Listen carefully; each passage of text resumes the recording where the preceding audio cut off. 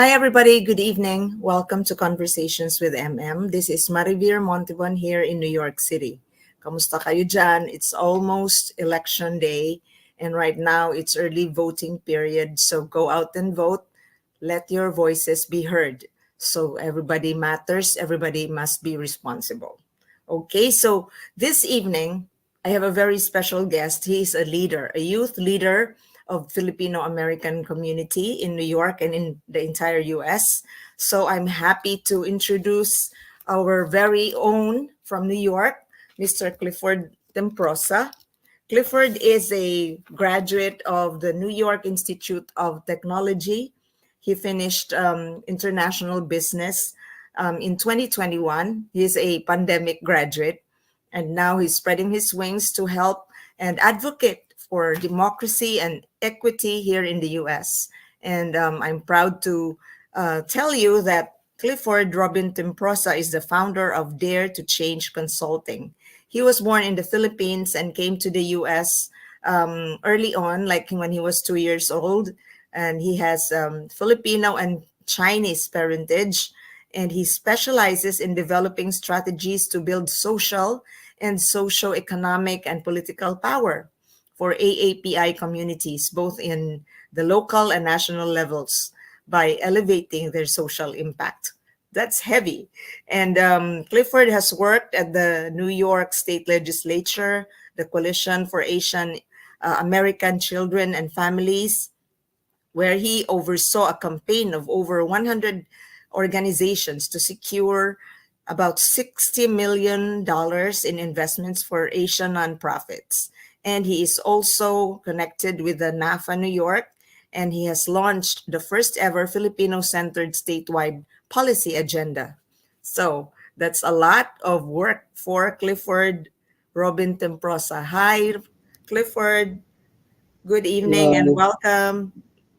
Good evening. Thanks for having me.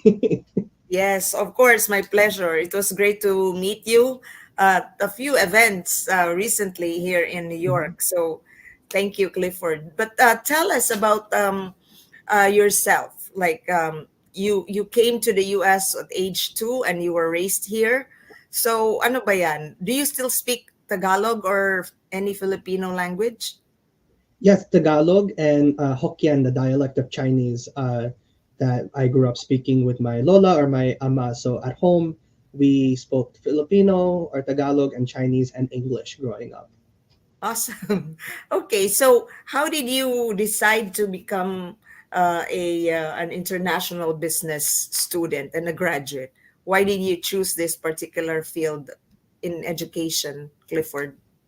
Yeah, it started off with the idea that I actually didn't want to go into medicine. So my first year, I was in medicine, Uh-huh. and what I knew was that I was really good in business and talking to people after working retail during high school. I was working since I was 14 years old. Oh. But the one thing I really had a passion for was different cultures, different Mm-hmm. languages, and bringing people together. So when I Mm-hmm. told myself to shift, I wanted to go into something I would be really passionate about, which was business, but Mm-hmm. then have a good understanding of, which is cross cultural work. And so international business was the perfect area for me to study. Wow. So who's your mentor or your guide or inspiration in this path of yours? You're young, you're 24. So who's your inspiration? Yeah, so my inspiration is actually my lolo, yeah, my uncle, because how they came to give me a better life, which again is the story of so many Filipino Americans or migrants. But I really wanted to uh, impress the idea that whatever they struggled to come here for was going to be worth it. I actually have no business mentors, but what I Mm-hmm. do have is a political and elected official mentor. She gave me my first opportunity when I was in college. I gave me my first job in government. Then she was Assemblywoman Natalia Fernandez, and now she is Oh, New York State Senator Natalia Fernandez. yes.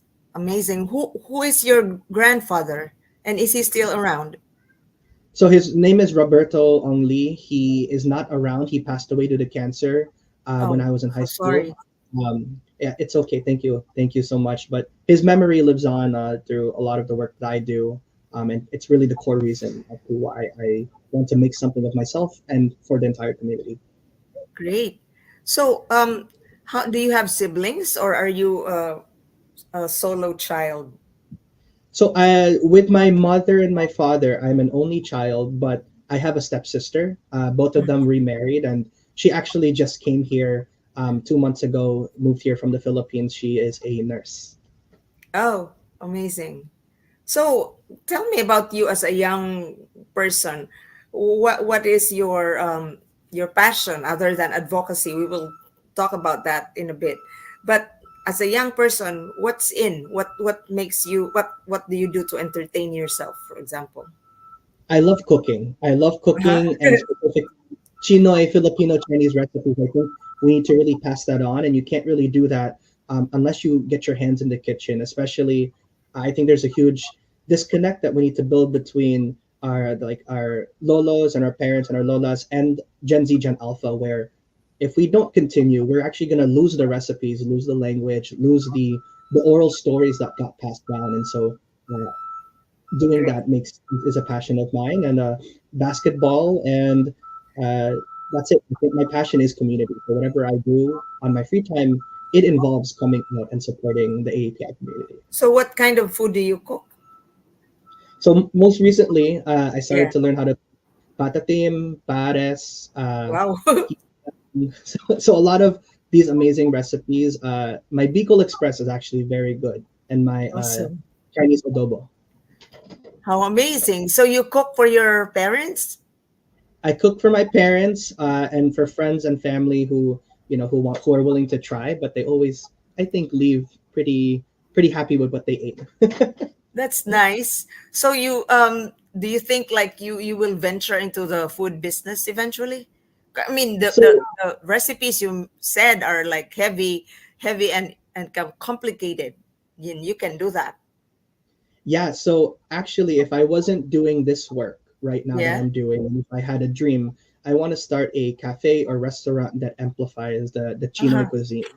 Um, I think my ama, my lola, when I was growing up, was catering for a lot of people. She Oh, was a really well known caterer, and I here want in to New York? continue that in New York. Yeah, so she catered to actually a lot of the nurses in the Oh my. Bronx, Mount Sinai, Montefiore. So a lot of them know her recipes and food, but I want to continue that in her legacy. She's still around, so I need to uh, make the menu and move forward sooner than Wow. later. You're influenced by Lola, huh? How about your Yes, parents? What do they do? my parents are both. My mom and dad are physical therapists. My stepdad is Uh-huh. a PT. My Oh, stepmom, she was a food tech and interior design degree, so wow. she did 2 degrees.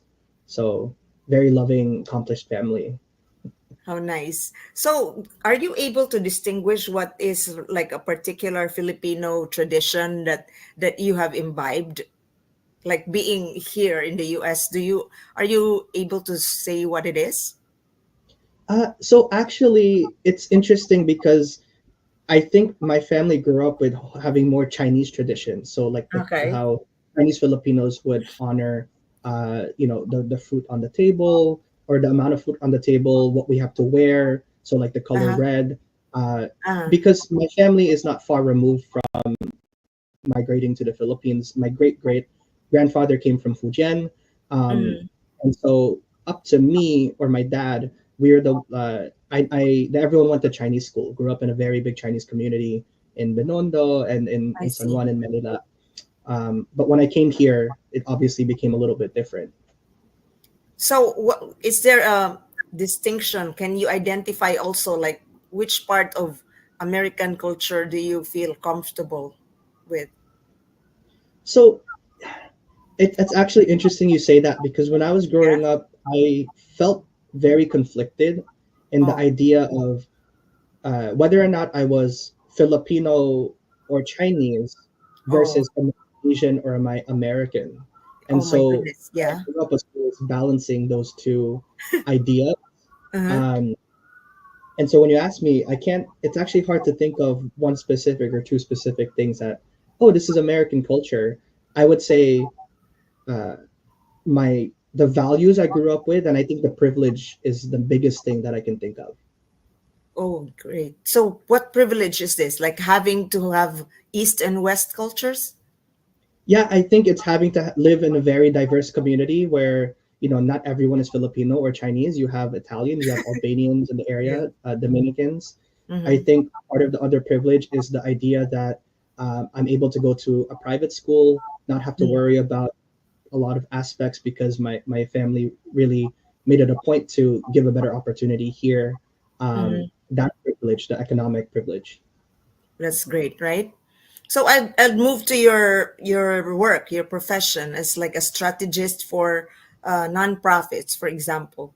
How did you go about this, like helping the nonprofit access the much needed funds? What was it Yeah. that you did? Yeah, So it started off when I worked at my former role at the Coalition for Asian American Children Families. I right. basically led the campaign of over 100 organizations Mm-hmm. to advocate and lobby the government, but Mm-hmm. also help nonprofits, startup, mid-sized nonprofits say, this is how you can be more effective with your funds, apply for more funds. And what I Mm-hmm. started seeing was that the community has various and different needs that no one organization can solve. And so Yes. every day, organizations are growing, building, and they're saying that they want to help in legal services, in domestic violence work, mental health work, and so forth. And that's where I really got into understanding that this infrastructure is not as available and that we need to really build it out. And so once I left, I started working within different organizations on contract levels. And I said, you know what? We need the representation of Asian nonprofit consultants who specialize in Asian infrastructure building. So you became like a consultant and a bridge to be able to link the agency to the agencies, the funding agencies, something like that. Yeah, funding agencies, strategies to get private funding. Mm, If they want to get more involved in building out their programs, I think one big thing that we see is a lot of organizations when they start up, they do a lot of social events and social programming, but uh, how you get funded is not really the social aspect. It's the mm, direct service aspect, the mentorship programs, the free legal services, mm, the free food programs that you do, free cultural classes. That's what gets funded, and so we connect them to agencies and funders, help them build out the programs, and if they mm. have infrastructure or leadership strategies they need to pivot with, we help and support building that out too. Great. So do you have a sense of what's the common or a distinct problems among nonprofits that you have addressed? Like what Yeah, kind of problems do they have that are that's why they don't have much funding or they're still like learning? yeah.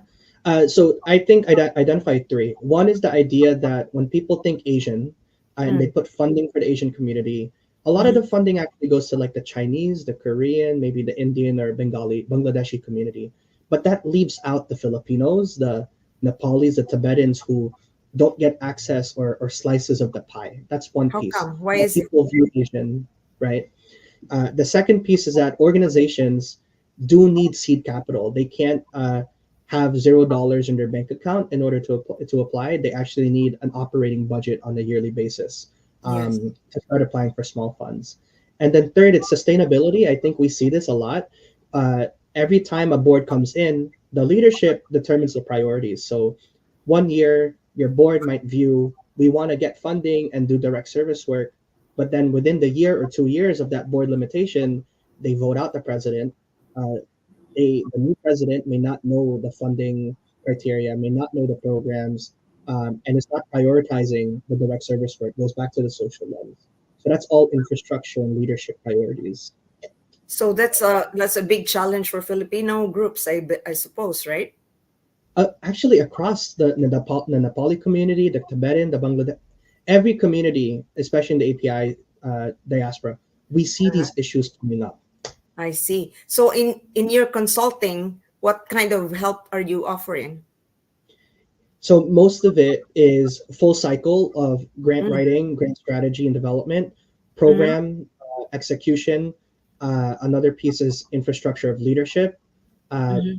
strategic agenda, strategic planning. So they realign their mission and vision to prep them to go citywide, statewide, or nationally. We also give workshops and public speaking facilitations. So the full idea of how do you operate a nonprofit, we provide those services and coaching. So you have a full staff, Clifford? So it's actually just me now, but I'm Mm-hmm. actually looking towards building out a full staff. I have a potential partner in California, a Mm-hmm. really amazing young Filipino American who's in politics there, and Mm-hmm. then a potential partner in uh, Seattle, Detroit area. But we're looking to expand because the amount of people coming in who need help and who we want to help keeps on growing. It's a vast market. I can see that. Like there is a lot to help to help people with, right? So Yeah.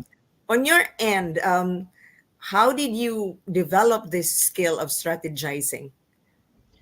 It started when I got involved in government and politics. My first 3 or 4 Uh-huh. years of my career, Yeah, with my mentor, Assembly Member Natalia Fernandez, yeah. she taught me the ropes of campaigning. She taught me what it was to be an effective leader, Mm-hmm. working to build community power and translate that into running for office. And so, how I viewed politics on the most major level, right? Because when you look at politics, these are the decision makers who end up deciding what nonprofits get funding, what bills are being passed. And so, having to learn etiquette on that level taught me better on how to strategize. If you are a candidate asking for a vote, that's Mm-hmm. harder than a nonprofit or a community asking for money or for a bill, right? And so that's where I really learned it. Nice. So how is the relationship with her now? Do you still have contacts with her and able to link people to her office? Yeah, she actually just called me a few hours ago asking, picking Okay. my brain on some ideas Oh my between gosh. Latino and Asian solidarity. Uh-huh. But she's met my family. They're very well aware of what she has done for me in my career. And very good relationship with her, Stephen Raga, and a lot of these other leaders. Great, great. So I'll shift to politics, Clifford. What is your sense of the upcoming elections, and what are the young people thinking these days? If you could give us I your opinion on that. Yeah, it's gonna be close, and I feel it's gonna be close only because when we live in New York or California, and I think you and me have spoken about this, our algorithm actually Mhm. doesn't show us what the other half of America is thinking, right? Yes. I've spoken to young people who are progressive. I've Mm-hmm. spoken to young people who are moderate and conservative.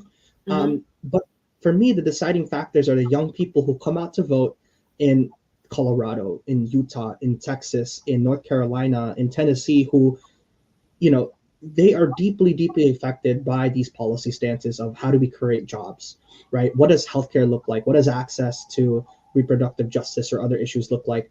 And a lot of them are caught in the Mm-hmm. middle Okay. because of social media, because of people who just keep telling them what to do.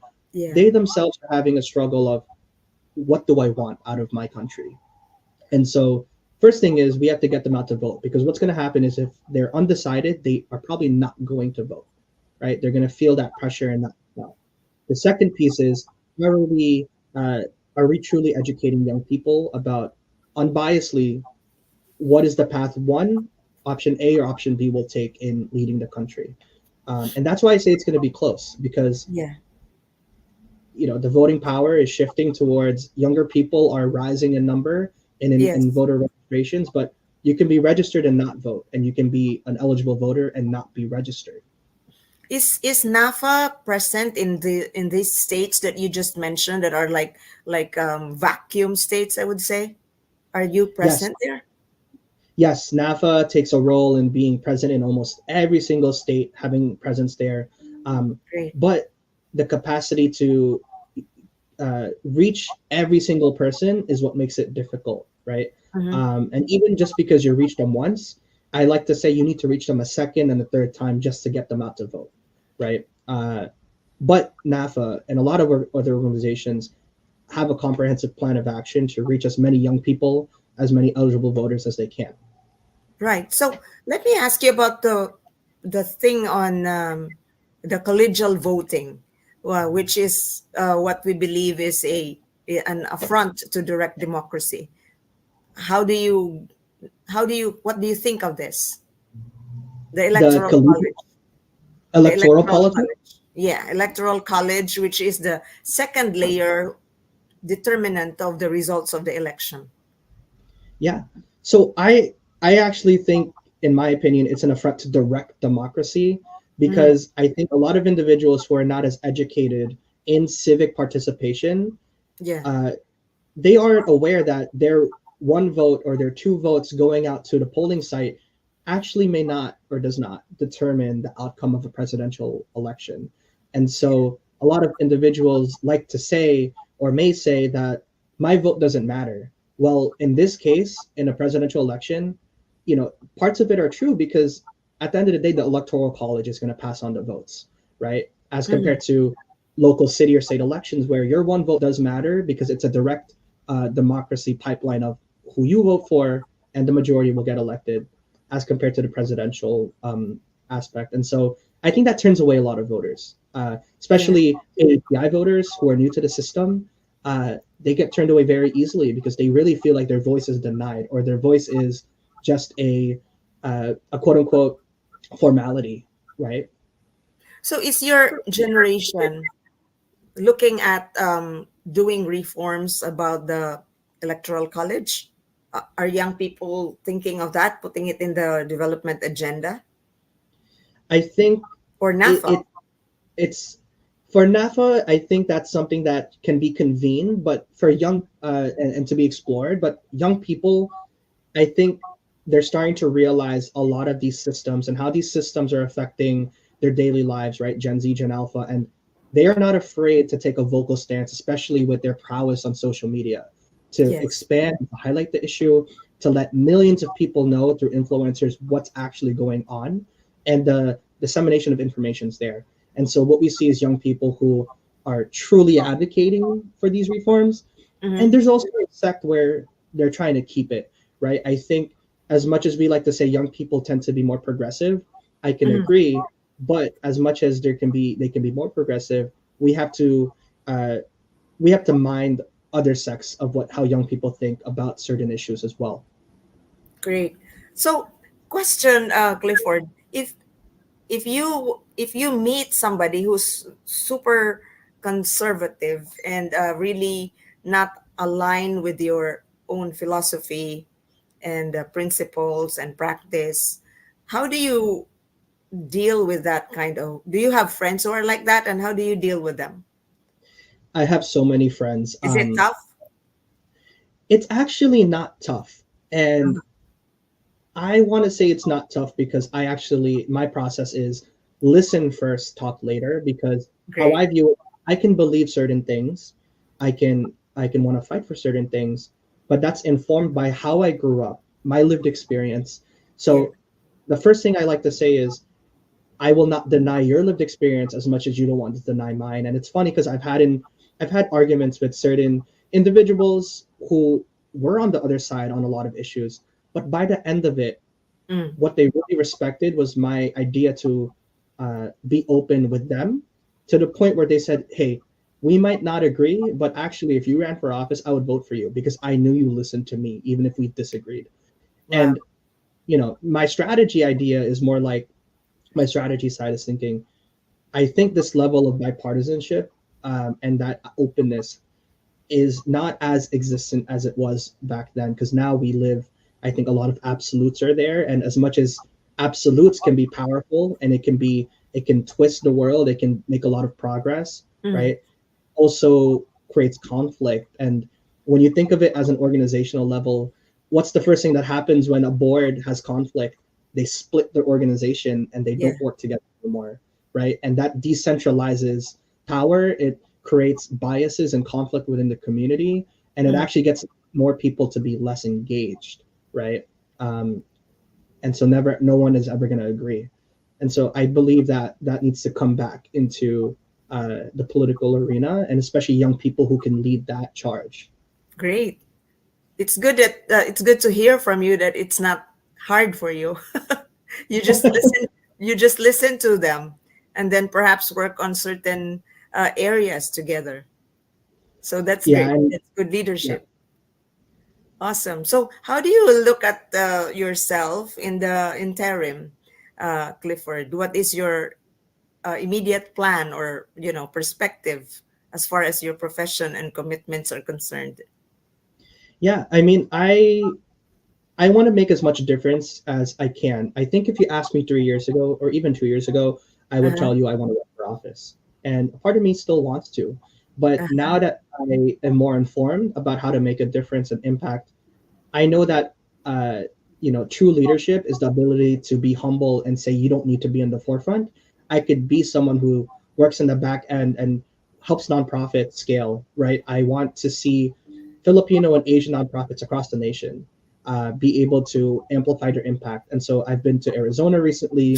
I'm going to mhm. be in North Carolina to speak with these entrepreneurs and social entrepreneurs about what they can do to better be effective in their local and hyper local communities. On top of that, I just uh, I want to be settled and be fulfilled, and travel and you know settle down with a family. Oh, nice. So right now you're in a relationship, I or not think yet? by the time this releases, I probably might be in it, but Oh, oh my but God, why? she knows who she is. She knows who she is. Okay, like if you don't want to divulge it because it's very, very private and you want it that way, of course, that's really, really fine. No, Awesome. it's great. I met her at speaking at NAFA's national conference in Detroit, Oh, and cool. I fell head over heels, and I've met her and her family, and they're amazing community leaders in the Mm, Filipino community, and very very passionate and driven folks too, who want to change the landscape back in the Philippines too. great. So, as a wrap up, I'd like to ask you about your thoughts on leadership and who are your leadership models these days? Yeah.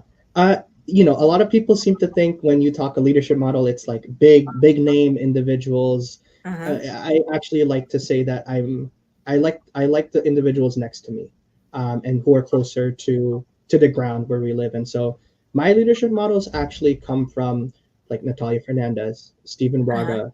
Oh, It comes from my parents, right? My family, from God, right? All these different lessons that they've given you, and I think part of that approach is also understanding that the more you learn from everyone else around you and not limit yourself to specific biases or specific people, the more informed that you become, the better leader you're going to be when you have to work with everyone who has differing opinions. Because that's the name of the game, right? yeah. We can't invalidate someone else and how they grew up and how they live, but what we can do is find a way for all of us to get on the same page and work together to sort out issues and move to the next step. Because if we don't do that, we're just going to be stuck in a bubble that eventually will burst, and the first people who will be hurt by that are the people within the bubble. Everyone else is just going to look and watch, but we are the ones who are deeply affected by it. Very well said. Awesome. Thank you so much, Clifford, for your time. It's really wonderful talking to you. And we finished like a 30-minute conversation. How cool is that? So all the best to your endeavors, and I hope to see you around in the community in one of many events. So all the best to your leadership. Thank you very much. Ladies Thank and you so much gentlemen, for having me. yes, Clifford Robin Temprosa, a future big leader in our community here in New York. Awesome. So, everyone, I hope you enjoyed this conversation. Take care of yourselves and take care of each other. Go out and vote.